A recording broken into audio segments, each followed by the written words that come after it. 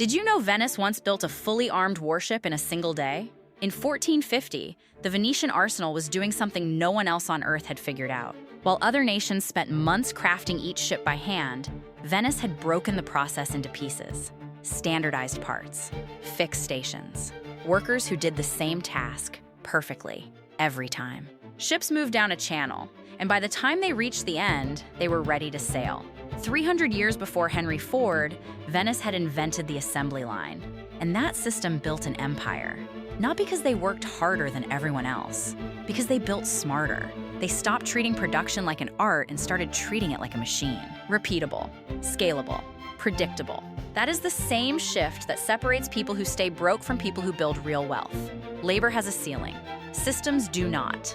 One process, built right, can produce results long after the work is done. Venice knew it in 1450. The question is whether you know it now.